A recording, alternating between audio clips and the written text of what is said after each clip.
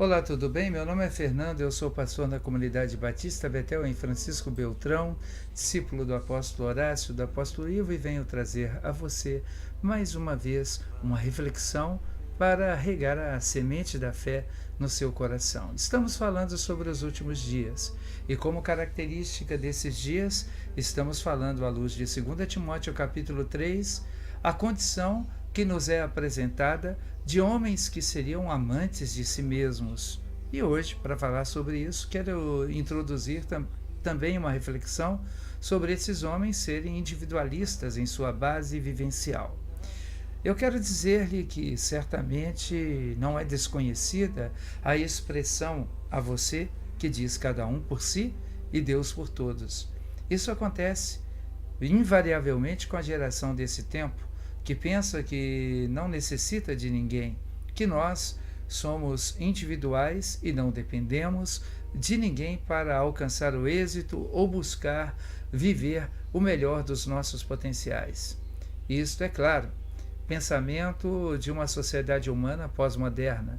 Um pensamento que não está apenas no contexto geral da sociedade humana, mas também entra nos contextos eclesiásticos e nos ambientes de fé. E isto mostra como esses tempos devem ser momentos de alerta para a nossa atenção. Essa verdade, entre aspas, essa mentira do individualismo sintetiza bem todo o panorama da atualidade. E muitas vezes o próprio panorama cristão. Nós temos encarado a relação com Deus, em primeiro lugar, como uma forma de beneficiamento pessoal, uma forma de tentar dominá-lo, passando a fé a ser apenas um instrumento, uma estratégia de realização do nosso individualismo, a senha para conseguir em Deus os nossos desejos, sejam eles pessoais, sejam eles eclesiásticos. O mundo não para de acelerar. Nessa condição pós-moderna, inúmeras descobertas tecnológicas e científicas estão à nossa volta. Progressão do saber quase sem limites. Só para se ter uma ideia, estudiosos estimam que os avanços da última década superam toda a produção científica já realizada na história humana. O mundo, entre aspas, encurtou. As informações são universais. A busca da novidade, do novo assunto, é o que nos move. Estima-se que uma criança de 7 anos hoje tenha mais conhecimento que um imperador romano foi capaz de obter. Descobrimos a subjetividade, o eu, o nosso eu, ou melhor, o meu eu. Ambiente este perfeito para o ressurgimento do hedonismo, da busca do prazer sem limites. Quantas vezes você ouviu a frase, agora eu tenho que pensar em mim, depois de viver em crises, quem sabe até relacionais? Esta busca frenética pelo prazer é suprida muitas vezes através do consumo. Como a busca prazerosa é constante, ou a expectativa de obter prazer é constante, estamos sempre consumindo. Na realidade, é natural que encontremos nesse ambiente uma valorização do indivíduo em detrimento às relações interpessoais ou coletivas.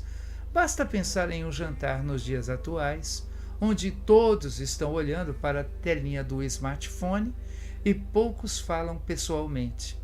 Só por curiosidade, existe na China hoje um hábito de pessoas que preferem ter namorados virtuais, avatares, do que se relacionar com pessoas de verdade. Acredite, isto é sério. A igreja encontra-se completamente imersa num cenário como esse. Então, como dizer que não há salvação para o indivíduo? Ouvir que a salvação não é individual pode soar até como heresia para você, não é? Mas você vai entender isso daqui a pouco. Como dizer que o que Deus pretende é resgatar a relação que se perdeu? Como mostrar que a salvação foi transformar o unigênito em primogênito para que se salvasse uma família e não apenas um filho? São bons desafios. Por isso, podemos coadunar com Marcelo Gualberto da Mocidade para Cristo, que diz que o maior campo missionário hoje pode estar dentro de muitas igrejas. Já quase não há espaço para um discurso altruísta ou para um livro que diz por aí algo do tipo: o que vocês estiverem fazendo a outros, estarão fazendo a mim. Ou, quem sabe, aquele que quiser salvar a si mesmo se perderá, mas quem perder a sua vida por minha causa, encontrará a verdadeira vida. Mas se houver espaço para estas formulações, a primeira pergunta a se fazer é: qual é essa causa?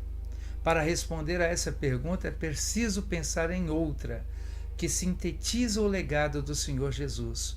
Como me destruir para que outros sejam salvos?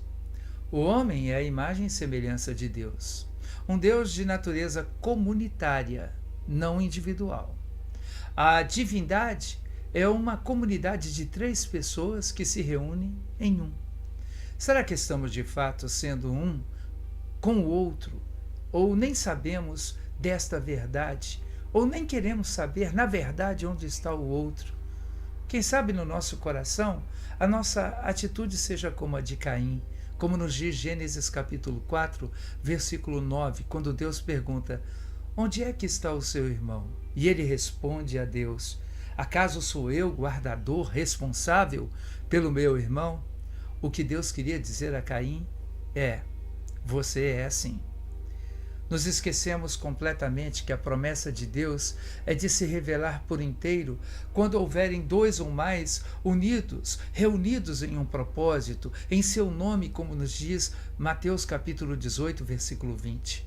Quando essa comunhão se dá verdadeiramente em nome do Criador, o mundo experimenta justiça e equidade através de nós. Como foi no relato de Atos e como relata o livro de Hebreus a respeito do governo de Cristo.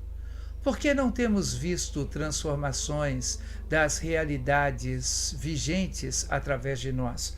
Por que não é possível verificar justiça e equidade através da obra de muitas igrejas nos dias atuais? Talvez por causa dessa visão individualista. Estamos perdidamente perto, tão perto de conseguir entender o projeto de Deus, mas tão distraídos com nossas próprias convicções que não conseguimos vê-lo. Estamos à porta, muitas vezes, mas não conseguimos entrar. Para alguns, Deus consigo não tem estado. É bem verdade que estamos sempre nos ajuntando, e muitas vezes acontece que estamos em aglomerados sociais, porém com o propósito de um agrupamento buscando a nossa própria vontade, o nosso próprio querer, exaltar o nosso próprio nome, as nossas próprias petições, as agendas individuais que temos, e não pela causa de Cristo Jesus. Estamos sempre preocupados em ter contextos bonitos, grandes, sinuosos, lotados de pessoas. Queremos, quem sabe, ministérios de sucesso, êxito. Alguns dizem até pregar o evangelho, custe o que custar. Querem converter o mundo. Enchem os bancos, trazendo todos para os contextos eclesiásticos, porém cheios de motivações erradas. Tudo com muita aparência de piedade, mas nada mais é do que a expressão de um coração ambicioso, cheio de si, incapaz de verdadeiramente pensar no outro. A fé, muitas vezes, pode estar se perdendo dentro do contexto de muitas igrejas. Nossa oração é para que isso realmente possa ser quebrado, que essa invasão pós-moderna da ilusão da individualidade seja vencida pela visão de corpo que a igreja precisa ter. Só assim o mundo voltará a dizer, como disse no nascedouro da igreja: vede como eles se amam.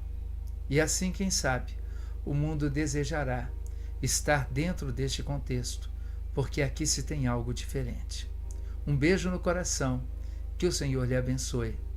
Esse texto é um texto que compartilho adaptado por mim, mas a partir de Felipe Gibran Marques de Souza. de Belo Horizonte, que também faz parte de um contexto de reflexão teológica. Grande abraço, que Deus abençoe você.